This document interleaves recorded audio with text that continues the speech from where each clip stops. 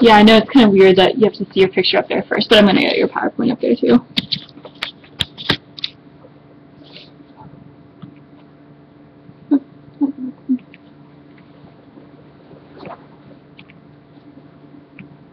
What time's the charm? Well, maybe not. Should I pull this thing down? Sure. Go ahead and do that if you want to.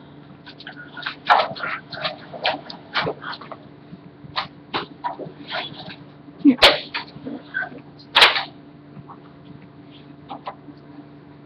You got it? Oh, here. I'll help you out. These are really weird. You just have to bring it all the way down here. Push it down. You have to bully it, kind of, which is awful, but it's true. Alright, so whenever you're ready. Okay, wait, so just making sure this button moves it forward. Yeah, so the right one, if you want to go ahead and fiddle with that a little bit, just play with it. Can I get someone to time today, please? Someone who's not going to rages. Sure. Thank you. Ready to go? Sure. Awesome. Let's do this. Okay. Do you want the cards? Yes, please. So just tell me when. Or do I just start whenever? So your name, persuasive speech, and public speaking. Okay, I'm Sammy Mincer. This is my persuasive speech, and this is public speaking. I'm sure most of you felt the same sort of sense of relief that I felt a few years back when applying to colleges and learning that Wake Forest did not require the submission of SAT scores for admission.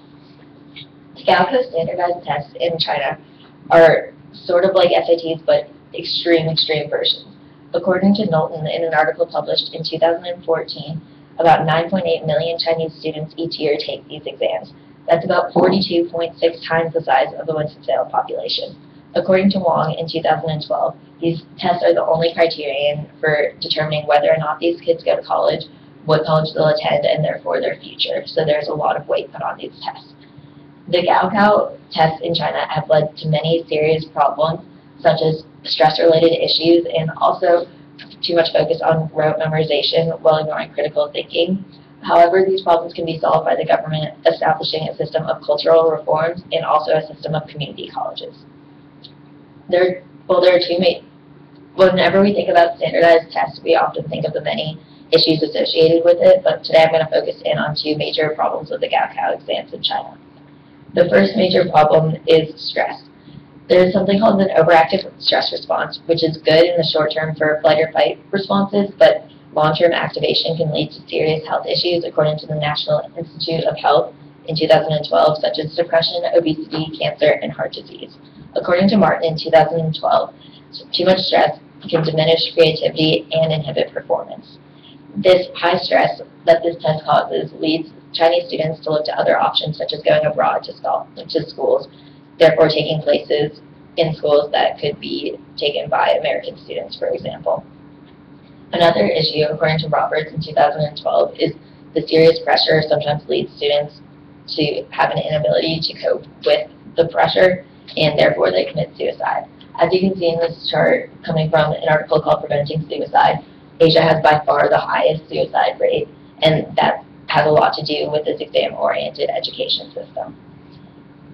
Additionally, a study done by Roberts in 2014 studied 79 student suicide cases, and 93% of them occurred after an argument with a teacher, and 63% of them occurred from February to July, which are the months leading up to the Gaokao exams.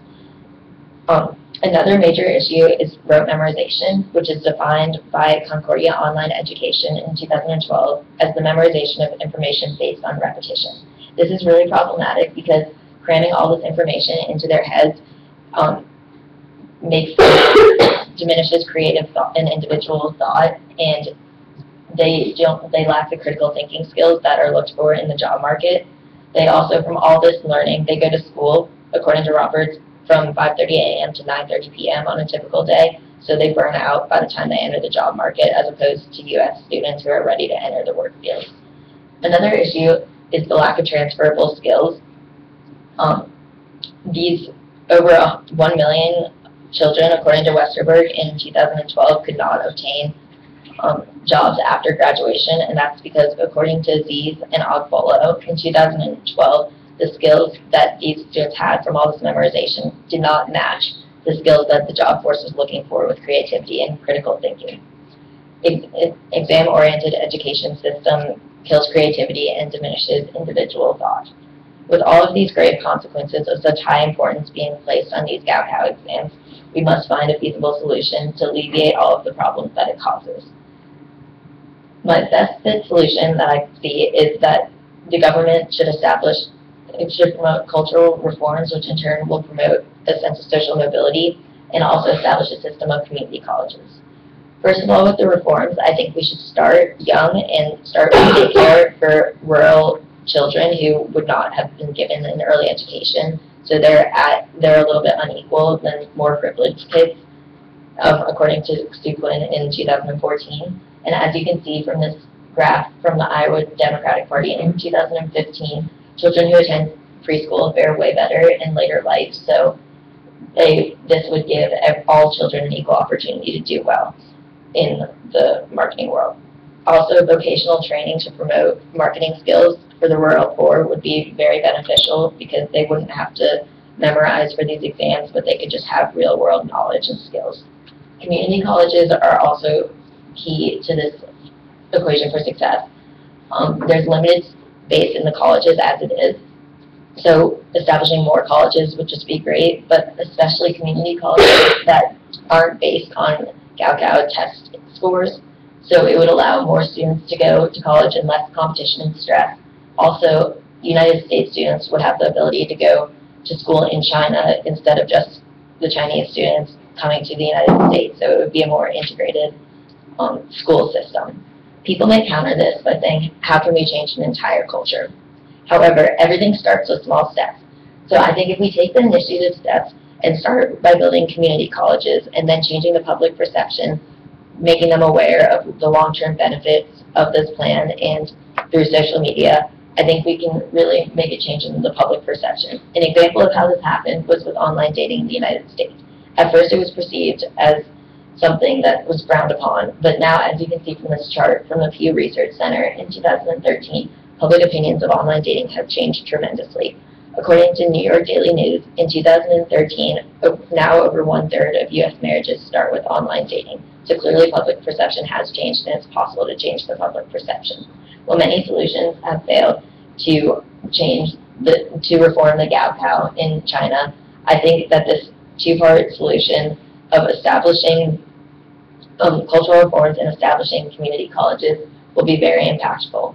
Once social mobility becomes feasible in China, through cultural reforms and the establishment of community colleges, we can alleviate the high stress and lack of transferable skills due to the Gaokao, and therefore establish a more cohesive relationship with the schools in China.